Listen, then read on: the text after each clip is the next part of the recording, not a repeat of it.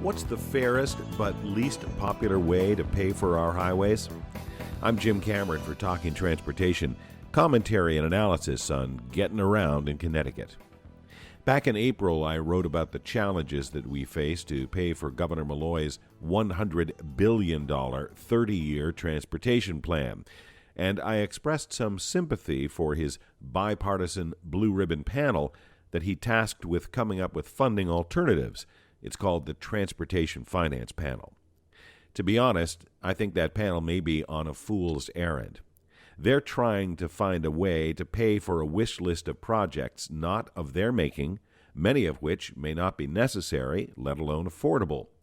Maybe we don't need $100 billion, we only need $50 or $60 billion. But it's not their mandate to question our transportation governor. Someone else will have to do that vetting. But even as the finance panel does its work, exploring all manner of funding options, they are being literally second-guessed by politicians and public alike. Alternative number one, how about tolls? Ooh, they're popular. No, too expensive. They're going to slow down traffic. And don't forget those flaming truck crashes at toll barriers. Well, it's not true that they're too expensive, and no, they don't slow down traffic, and there won't even be any toll barriers. How about the gasoline tax?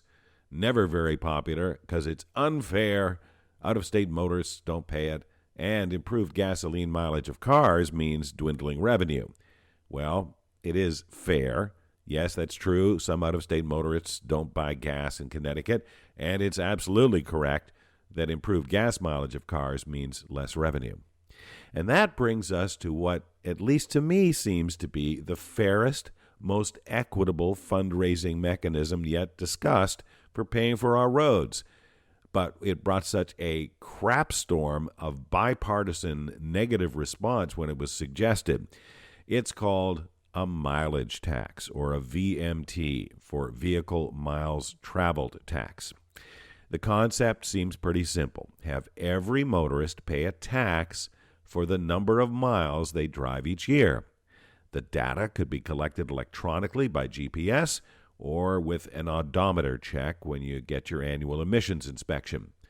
The more you drive, the more you pay, whether you drive on I-95 or backcountry roads. Mind you, if you take mass transit and you drive less, you won't be paying so much. The VMT idea was discussed at the Finance Panel's July 29th meeting, and the public and political reaction was immediate and universally negative. Senate Majority Leader Bob Duff of Norwalk called it unproven, despite successful trials of VMT in the Netherlands and in Oregon, and VMT's endorsement by the U.S. Government Accountability Office.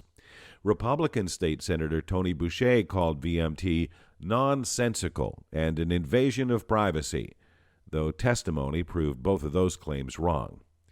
Face it, folks, nobody likes a tax that they have to pay. Tax the other guy. Tax the trucker, the out-of-state driver, the real estate transferor, but don't tax me. Driving a car is not free.